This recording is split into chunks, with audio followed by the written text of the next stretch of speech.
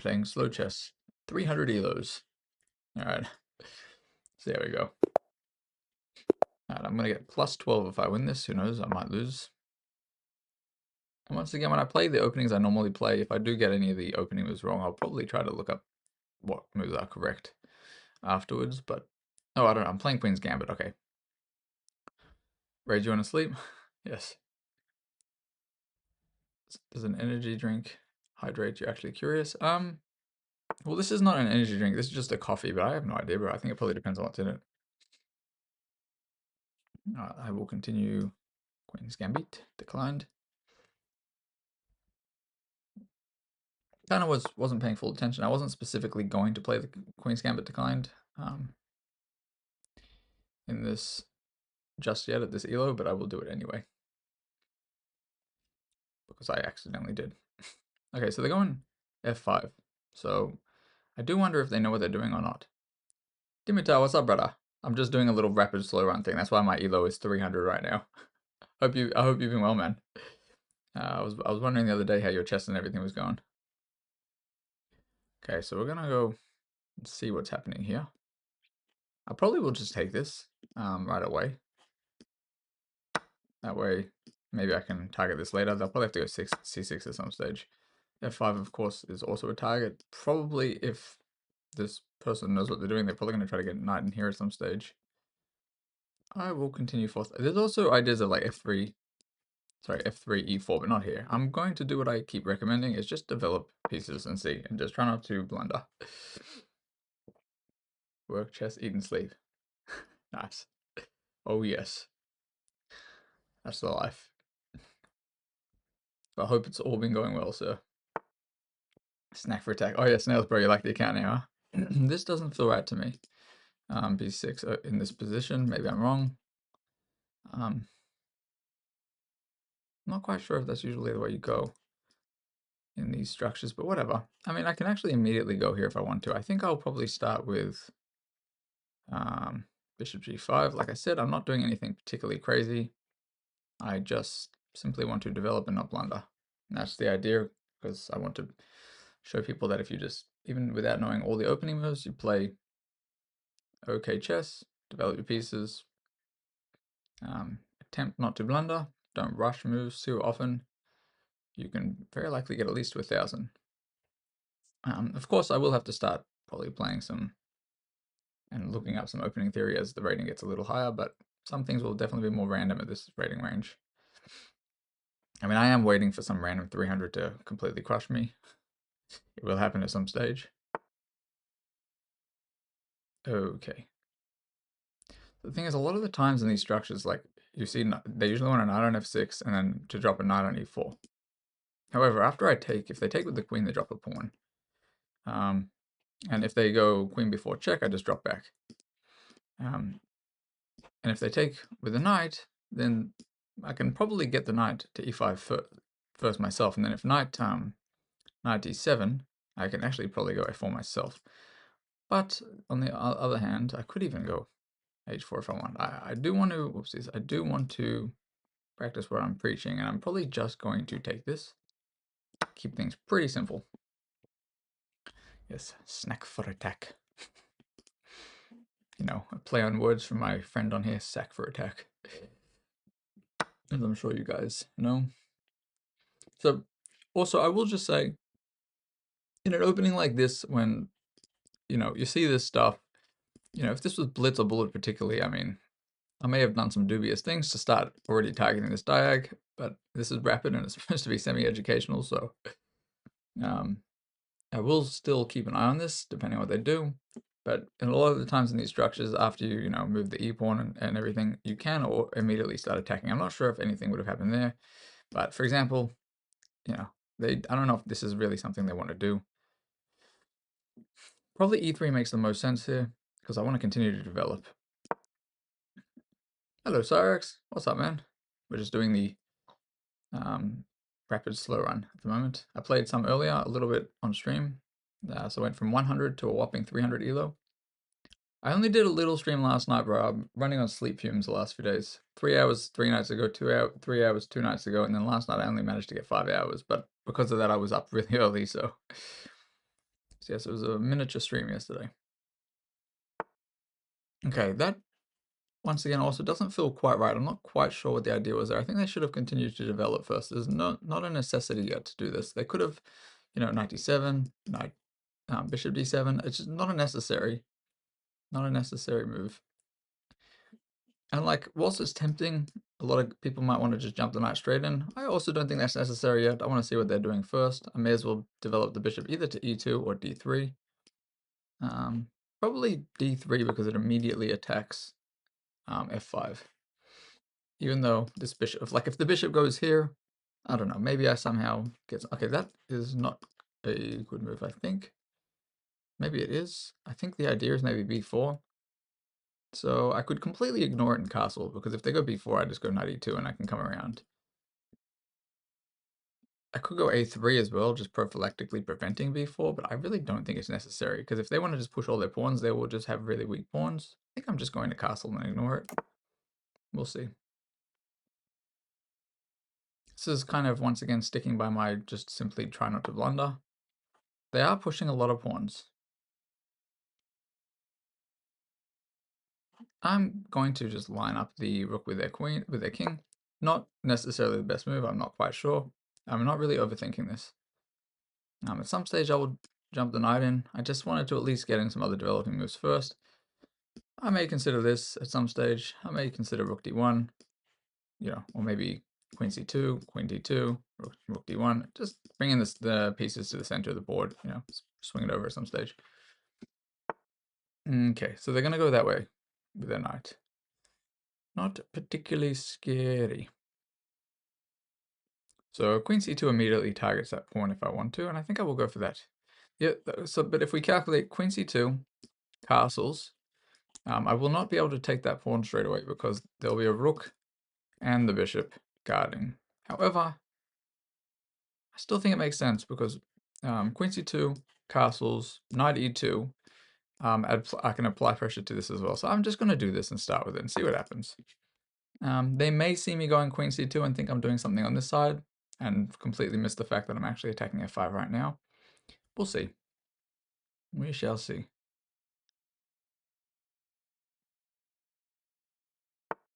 So they did kind of miss what I'm doing, but at the same time they did push another pawn.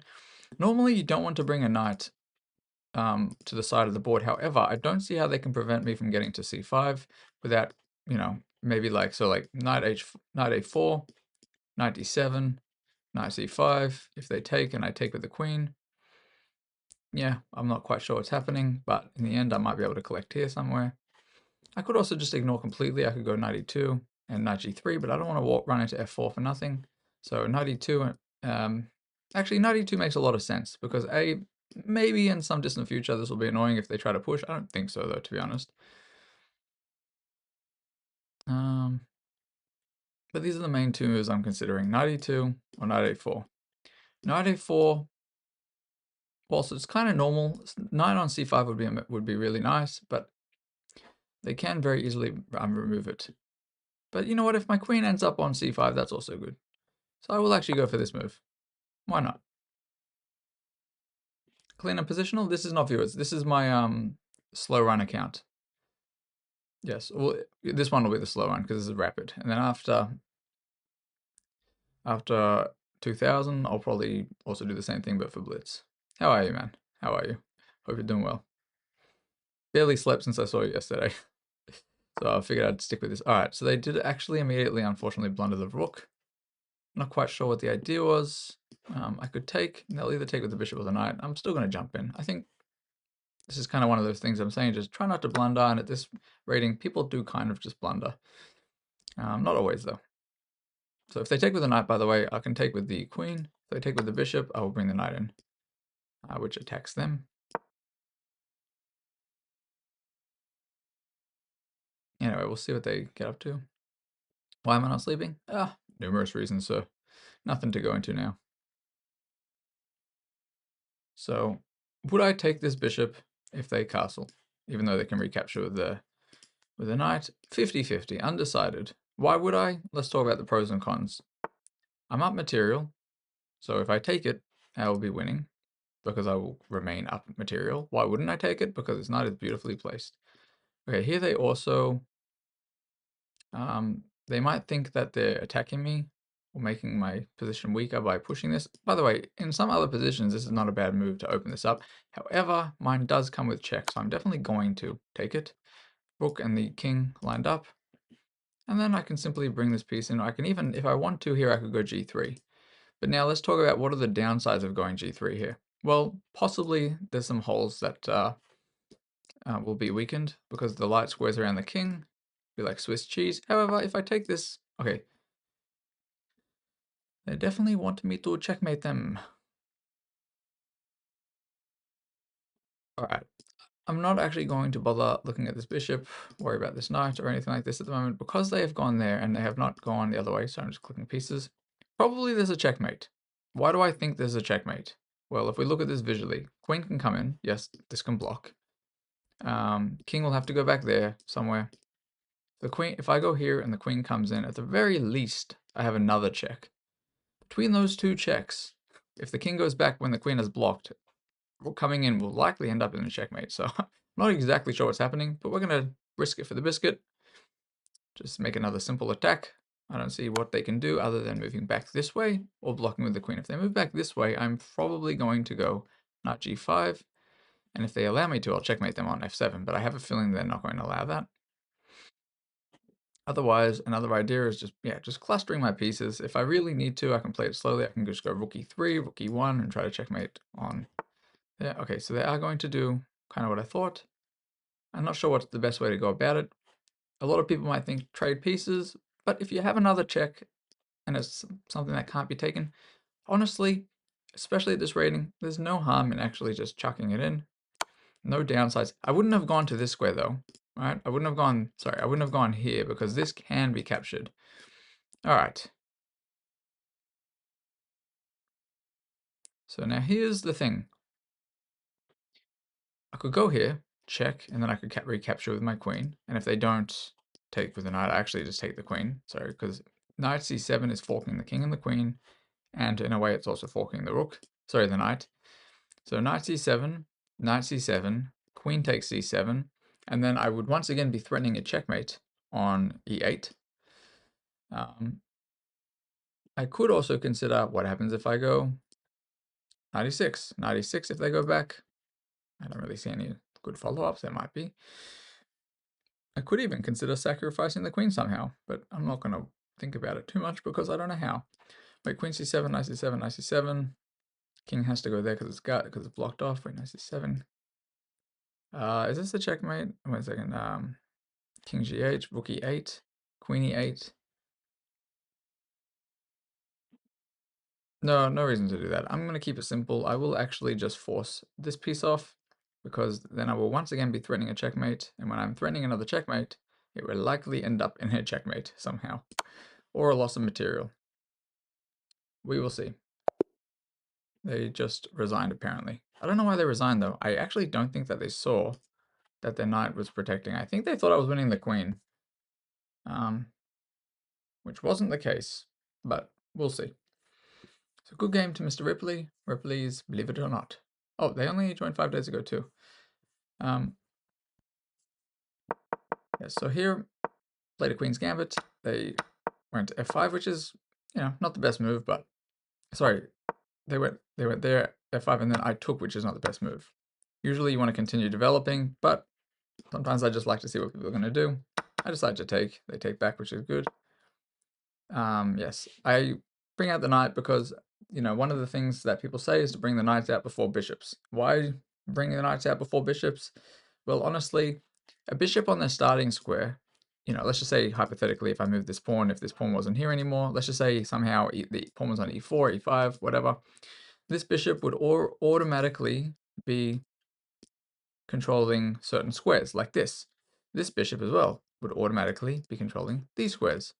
However, this knight on the starting square is looking at this square, and this square. This knight on the starting square would be looking at this, this, and this. So it's about 3 squares versus a lot of other squares. So it makes more sense to usually, in most cases, take your knights out first, put them on a nice square, and then come back to the bishop, because the bishop on their starting squares can still control a lot of squares, and a knight on the starting square has no control, like 0 at all, over your opponent's side of the board. Let's talk about these 4 rows, and then versus these 4 rows, so opponent's side, my side. Knight has to jump out at least once to even remotely come and attack that, whereas my bishop is controlling at least 2 squares, and this one at least 2 squares on their side of the board. So it does a good job. Alright, so here they played b6, and instinctively I knew this was wrong because of tactics along this diag and everything. Like maybe knight e5, and then let's just say knight f6, queen h5, sorry, queen a4, I should say.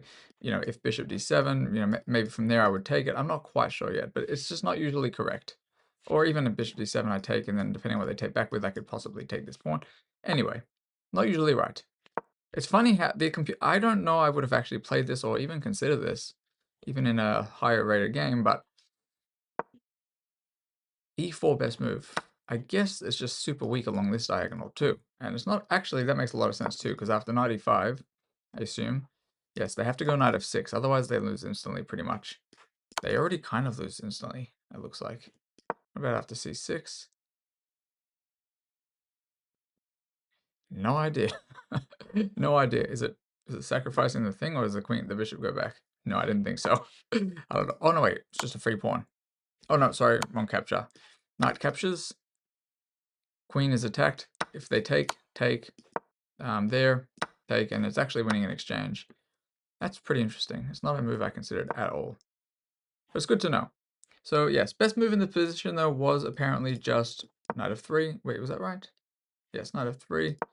c6. I'm trying to remember some of these for if it comes up later on in these slow runs, because I don't want to instill bad habits, but as I go, I'm kind of trying to go along the same process of what I would do if I was this rating again, where I would just check the moves after the game and try to remember. And if I forgot for 10 separate games afterwards, I would eventually remember one move. So in this case, after playing this and after they go f5, I know the move is knight f3, c6, and then bishop g5 apparently. And I wouldn't, what was the best move? All right, bishop f4.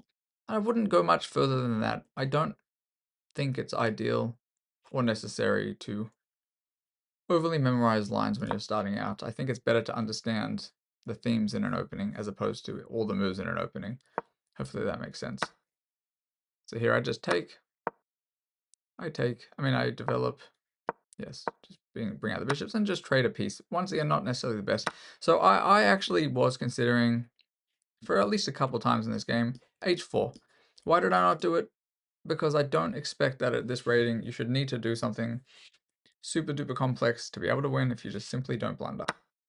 And this game wasn't overly complicated for me or for my opponent, but I did kind of win because they simply blundered. So this is just the goal. So usually in a position like this, if you're playing black, what do? Well, you probably want a castle, because your king is not safe chilling in the center when there's many weaknesses. But I think at this rating, maybe it's not always so obvious what the weaknesses are for black. But if we start, first weakness I see, this is undefended except for this bishop. But they've given some idea that they want to actually develop the bishop to b7 or to a6. So if they are planning on going this way, this will, sorry, actually it's still defended by the knight too, but this is likely going to be a target. They probably don't want to go here, because if any, sorry, like let's say after they castle, why do they not probably want to go there? Well, they don't have a dark square bishop to kind of protect some of these dark squares after g6 is played. Also, once they castle too, as I was mentioning during one of the calculations, the rook is then actually guarding the pawn simply by castling. So you develop and defend at the same time. So like double defense, why not? Another thing I would look at in a position like this is what I think they should develop is, if they're going to castle, great. If they're not going to castle, maybe protect the diagonal, like maybe even there, or bring it, kind of stick with what they want. If they go here though, it might be a bit of a blunder. I have a feeling this is a blunder. It's not a blunder, okay. Interesting. It just seemed very weakening. This too, I mean, same stuff. bringing out the pieces at least, but I really do think best move just castle and see what I'm up to first. And why would I not jump with the knight straight away earlier? Because it's better not to move the same piece more than once in an opening, unless there's a good reason. So even though like maybe I would have considered knight e5 at different stages, I'm just trying to show people just to develop the pieces, one at a time, castle, get safe, and then deal with things. Don't have to do anything overly complicated.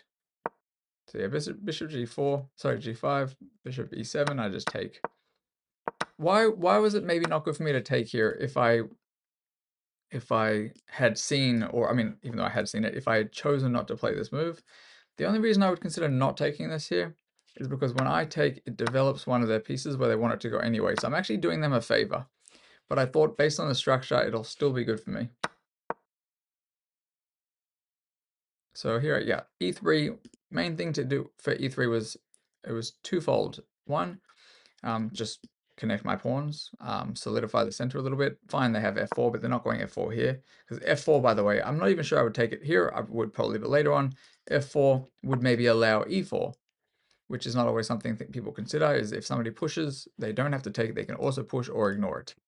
Or I'd probably ignore it too, but in this specific instance, it would just be a free pawn because there's nothing protecting it. It's like maybe this, and then they would just castle, and then actually I can go g3, and then after something like this, I would probably go this way, whatever. All super hypothetical. Yeah, so here, just bishop d3, attack this guy. Probably I wouldn't win it if they protected correctly. But after this, at least it's enabling me to castle. So that was the idea. b5, unfortunately, once again, kind of not a great move because they're still lacking in development. They probably should have castled a couple of moves ago, but yes, if you're going to try to attack, I think it's very common people get an idea in their head like, oh, it'd be nice if I could somehow kick this knight away, but there's so many squares for my knight still. Like, if they go here, I have 1, 2, 3 squares, 3 places that I can go where it will not be currently, directly attacked. However, I mean, this one would possibly be a blunder. Because of the check. Actually, in that case, I could actually just move my king, I just realized, because the queen would be protecting it. But maybe if the queen wasn't there. Anyway, they're going for this idea, but it's a little bit of a shallow idea, because even if they've gone 1, and they want 2, and then maybe I blunder this, very unlikely I'm going to blunder that if I'm seeing the moves directly coming towards my knight. So that happens. So I just, simply castle. And now I think they just, maybe they're focusing on a pawn storm. Totally fine, but they're so lacking in development that over these last few moves, going from 0.9 for white, so slightly better for white, the equivalent of about a pawn.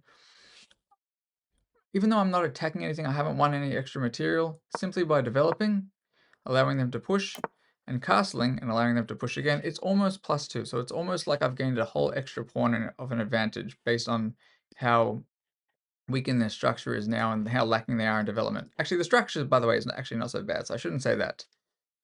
Because this is really the only loosey-goosey kind of thing here at the moment. But they just have no development still, and they really have to castle if they don't want to lose. And you could see the way the game unfolded. That's pretty much why they lost when they did.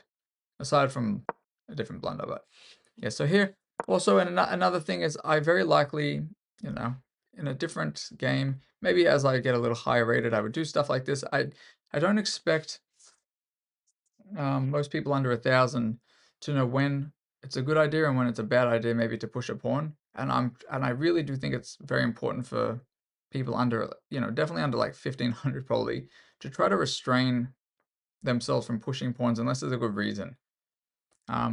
So even if I would have seen this maybe myself, it's not a move I'm necessarily going to play here when I'm trying to show people just not to blunder. I don't want to do something that maybe has certain meanings behind it. Like this, for example, after I'm actually probably this way even. Actually, what's the best way to go? Maybe this way, I think. This is just, I don't think in the long run it's going to be great. And then after b3, for example, it's just freezing some of this stuff. I don't know. I don't even know how to explain it necessarily here. But a4 is sometimes a move you would want to play in a structure like this. You might see that in sometimes like Queen's Gambit. Queen's Gambit Declined, I think it is. Sometimes you have things like this where they push and then you actually drop the knight back to like b1 and d2. or maybe e2. So obviously it doesn't look like this when you do it, but still. So I'm trying not to do things like that where it's a pawn push where maybe it's correct that I know, or maybe it's a thematic move at this stage. I just think it's better just to learn how to develop and like kind of like show some restraint when it comes to pushing pawns, because we can see like what they've done. They've pushed a lot of pawns, and if they keep pushing pawns at some stage, they're just getting attacked. Because I'm just doing what I say. Pieces out, queen here, connect the rooks, king, castle, king, and visually, hopefully you guys should be able to see. And like, let me flip the board as well for a second. If I was playing black here, I'd be very, very uncomfortable. What would I be seeing? What would I be thinking about? I'd be thinking about, oh geez, this rook is lined up with my king. This knight can jump to e5. This is attacking my pawn. These pawns are potentially going to be attacked as well. I'd be worried about some sacrifices. It doesn't work here. Maybe rook c1. How would I be thinking about attacking their king? White's king? Well, geez, I actually don't know. I'd actually have to castle anyway and bring the rook in. Or I'd have to get the rook in straight away, rook f8, bring it over this way maybe, but it takes so much longer. And also it probably would be you'd probably see it coming, but it would take so much longer, I think, for black to attack white here. I guess, well, white did attack here, or we did attack, and yes, here they pushed the pawn once again, and so they've now spent, like 3 moves pushing pawns on this side, and all it's done is allow me to develop, and then actually end up with my knight on a better square. So this is very common. A very common reason why I recommend not pushing pawns without a good reason is when you push a pawn forward, it usually weakens a square.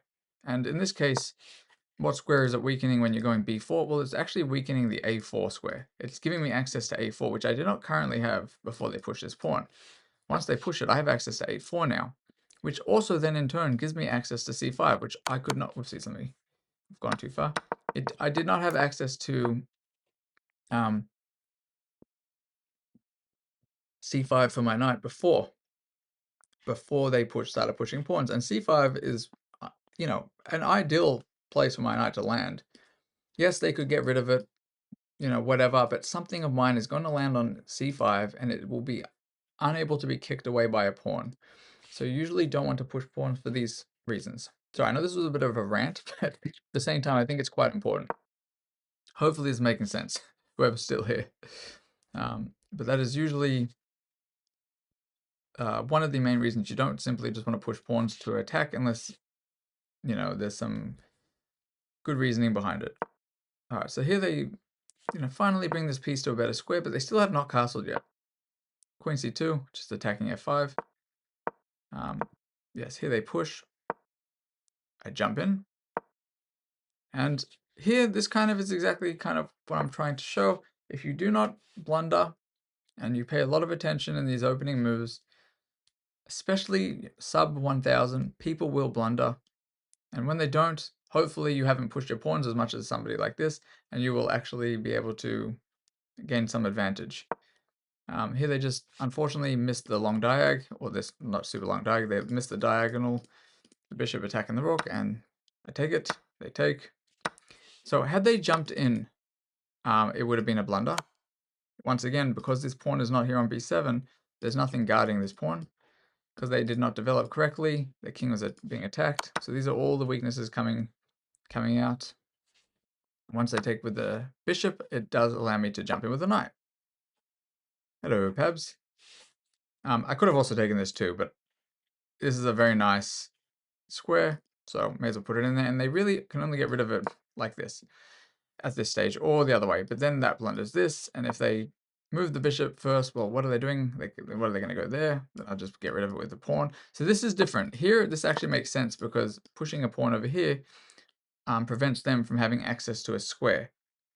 And hypothetically, if we ended up with a situation like this, and let's just say, I'm just going to make a random move, let's just move the king, not the best move by any means, would I ever want to, if they ever went here, would I take this? Sorry, I should probably make another move just for it, so it makes more sense. Let's just say this goes back. Would I personally take this? Maybe and maybe not. Why would I and why wouldn't I? I would, possibly because it's a free pawn. obviously that makes a lot of sense. However, there are some cases, depending on how the development is, where I wouldn't take it. Why? Because if, let's just say, rook e2, and they push, well, this is a weakness that cannot be defended, because this pawn cannot push. And if they ever traded this off and I took, this would just be sitting there by itself. If this pawn ever pushes, I take, and then this guy is sitting there, and this is very, very weak for the endgame. Once this guy is cooked, this guy is also then cooked. And the other reason I was trying to get to is this would still then prevent this bishop from landing here, and then here, if for some reason this knight was missing and they could get him. But when you have such a beautifully placed piece like this, it just prevents the bishop from going there, there, there, and there. So this is the power of having like, this shows what can happen when you damage your own structure, when you push pawns for no reason. Yes, sorry, let me continue forth. I won't go too much into this one because I don't want to overdo this one. It's been a bit of a long analysis. Oopsies, where was I? Okay, so they're pushing, just castles. Yes, rook e1. By the way, not necessarily best moves, but they're good enough here. Just trying to show like when you've castled and you're not sure what to do, because like a lot of people wouldn't think queen c2, attack the bishop, attack the pawn in case they move this or this. Just line things up on better squares. They haven't castled yet. All right, I'm just gonna line the king up, you know, which did end up giving me a check, giving them a check when they pushed the pawn. Same thing. Queen c here with queen c2, but I was also considering rook c1. Then here they pushed once again, and unfortunately for them, yes, so let me in. They blundered this, and yes, here they pushed the pawn once again, and because I just made a slow move, just rook e1. I mean, it's no longer attacked by, or potentially ever being attacked by this. I just take with check. So they have to move the king, discover check, give another check because I can, and because of just visually. So they should have gone here straight away. However, actually, no, they couldn't go there, sorry. Actually, you know what? This 300 saw something I didn't see. I actually missed that if they went there, they were losing the queen. That is too funny, bro. Too funny. All right, maybe they should teach me about forks, I think, because I actually missed that. And I got no ego in that, I'm happy to say. I missed the tactic that 300 found. I mean, I assume that's why they went king f7. Anywho, apparently they should have just blocked, I believe. Blocked is the best move, but from this position, it's not easy for them to play. So here, by the way, even though I'm up 3 points of material, 3 pawns, you can see it. The computer is evaluating this like I'm up almost 7. You know, plus 7 almost. Why? Because their king is weak, their structure is damaged and easy to attack. Yes, and I give a check. They block with the queen, which is what I thought, but I really do think they should have just actually gone there. And then, you know, it's pretty much cooked anyway. Actually, what's the best move there? It's not this. Oh, it's just attack? Wait, no. What's the best move? What is best move? Bring in another piece, I guess. It probably is slow play and this, maybe. No, wait, what's the best move? Too tired to figure this out. Oh, sorry, this knight as well. All right, let me continue. Yeah, so I give a check. You don't always want to give a second check just for the sake of it. If, for example, it can be potentially kicked away, or if one of your pieces will be hanging if it's kicked away. So here, for example, if they decided to take, I actually wouldn't be able to take back if this rook wasn't here. This rook is here. But let's just say I took back with the pawn. This can lead to a blunder.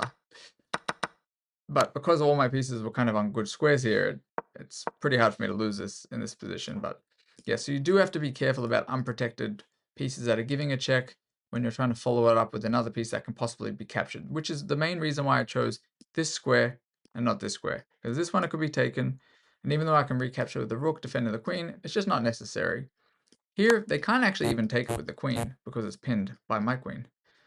So yes, after this, they move, and I just give this check. So what was it that I was calculating, even though I think they resigned because they didn't see that that they could take back. And if they go here, maybe there's this as well, and then they just lose the queen. Anyway, it's just, the whole thing's pretty cooked. Oh yeah, there's this too. I mean, there's just a checkmate incoming, forced checkmate. But I thought they would just take, and then I was simply going to take. I don't even know if there's anything better. I was just going to take, and this is also threatening a checkmate. I don't know what they do here. I guess they move the king, and then I give another check, and then they lose the queen. Actually, it's also a forced checkmate, I believe. Same thing, actually. Oh, sheesh. Yeah, it's just a forced checkmate if they block. All right. Oh, they had to block with the knight first, I think. Yeah, that makes sense. And actually, this is a forced checkmate too. So anyway, all forced checkmate after this and this. Anyway,